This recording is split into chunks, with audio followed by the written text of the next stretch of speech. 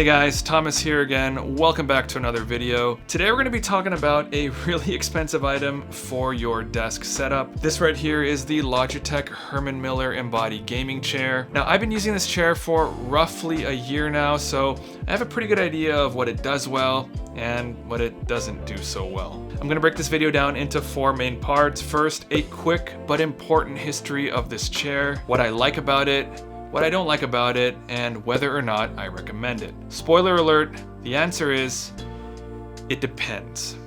Let me explain. Now bear with me, before we dive deep into the pros and cons of the Embody, I think it's important to give a quick history of this chair. And I only say that because the Herman Miller Embody is not a new design by any means. In fact, the design was first released in 2009. It's built with a pixelated back and provides ergonomic support through several flexors that adjust to your movement. Now the main difference between the regular Embody and the Logitech Herman Miller Embody is the material. The original Herman Miller Embody is made from a scrim foam, which is essentially a lightly textured material made out of nylon, while the Logitech Herman Miller Embody is made with a copper-infused foam that's intended to keep you cool while you sit. This is essentially why the chair is branded as a gaming chair, because gamers tend to sit for longer periods of time, so having a material that keeps you cool for long periods really helps. I don't have a regular Embody to compare this with, but from what I've heard, and the consensus is that the regular Herman Miller Embody is softer and bouncier due to the scrim foam material, whereas the Logitech version of this chair is firmer. Now, given that this chair is for gamers, the firmness of the chair provides a more active sitting position and actually encourages it. So when you think of it that way, it does make sense. Now, like other Herman Miller chairs, the Embody is also highly customizable. Tilt limiting, tilt tension, arm height, arm width, seat height, and a really cool feature of the Embody specifically is it allows you to adjust the seat depth. Now, due to all the customization options with this chair, I can sit in it for long periods of time without fatiguing, and it's really comfortable. I would say that it probably takes a few months of use to really break the chair in, because that's when you're really gonna start to feel the true comfort of this chair. I've actually started to feel reduced neck pain and neck fatigue after using this chair for a long time, as opposed to my previous chair, which was the Secret Lab Omega. The Embody has a fairly open design and allows you to move around and sit in it however you want to. So this chair is perfect for those of you who like to lounge around, and unlike the Aeron, it doesn't necessarily enforce a strict sitting position. Visually, this is where I think the Embody runs away from the competition. It looks great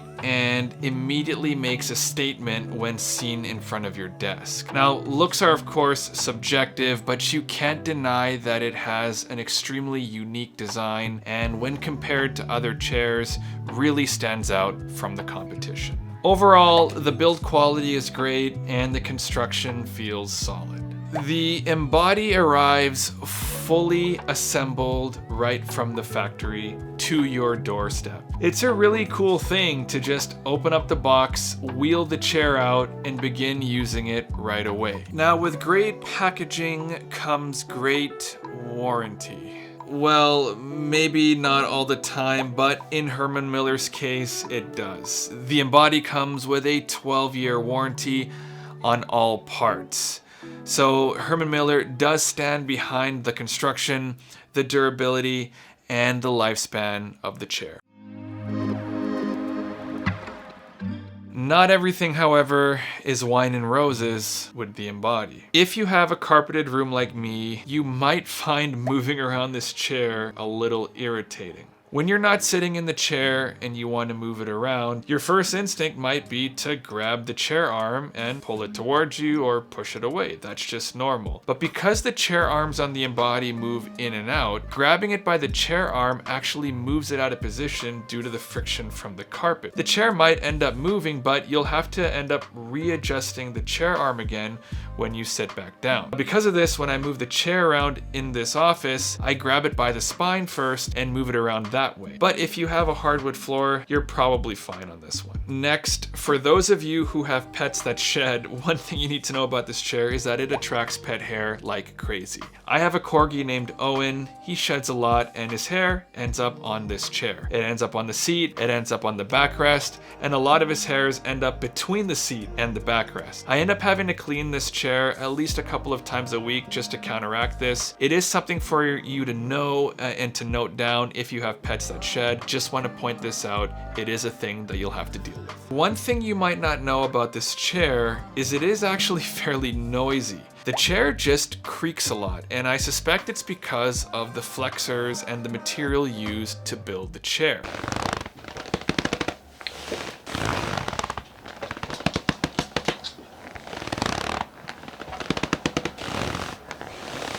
Personally, I don't find this annoying enough to stop using the chair, but I have read that some people have returned the chair because the noise was just too annoying for them. This is something you'll need to make sure that you can live with before buying this chair. This chair is often compared to the Aeron as it's in the same price range. Now this isn't an Embody versus Aeron video, but one feature that the Aeron has that the Embody doesn't is the forward tilt feature. Now, depending on the nature of your work, if you're considering the Aeron or the Embody, you might want to consider the Aeron just due to the fact that it has the forward tilt alone. This is something that I did consider myself before buying this chair, but due to the pros that I listed earlier in the video, I still chose the Embody over the Aeron. You, however, might have a different opinion on this, so I urge you to think about that before you buy this chair, especially if you buy this chair over the Aeron. In order to gain maximum comfort from the Embody, you'll have to sit back a bit. Now, this might not be a con for you, but if you're somebody who likes to sit up straight while they're working or while they're gaming, then you might want to consider another chair. You can try to sit up straight in this chair by adjusting the tilt limiter to the strictest setting and by pushing the backrest and rotating it forward as much as possible. But personally, I find that fairly uncomfortable, and I think that goes against the design and intention of the chair. So if you're someone who likes to sit up straight, then I'll go out and wager that this is not the chair for you. Lastly, the most obvious con about this chair is the price. It retails for $2,200 up here in Canada, and that's before shipping and taxes. There's just no way around it. It's a Herman Miller product, and it's expensive. There are a slew of options that you could choose that isn't called the Embody. Chairs like the autonomous Ergo chair come to mind, the IKEA Marcus, the Staples Hyken, the Secret Lab Omega that I had before this chair. Even the Ergonoffice U2 chair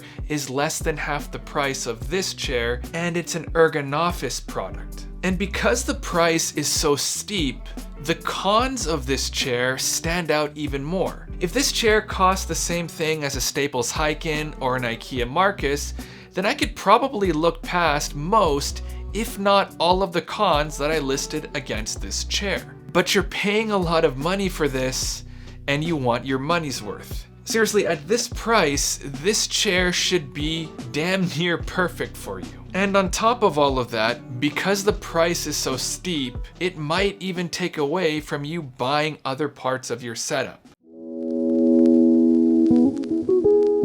Finally, do I recommend this chair? Well, as I said at the beginning of the video, it depends. I'm gonna recommend this chair based on your current situation. If you have no budget, want the best, or have saved up money for this chair and can dispose of that income without any regrets, and that wouldn't affect buying any other parts of your setup, and can look past all of the cons that I listed as far as the chair noise, moving the chair around, attracting pet hair. If you can look past all that, then yes, I definitely recommend this chair to you. Why? Well, if you remember, as I mentioned previously in the video, this chair is comfortable. In fact, the honest truth is, this chair is very comfortable. You can sit in it for long periods of time without fatiguing. It's ultimately good for your body and for your health. And that's why, at the end of the day, you want to spend the money to buy this chair.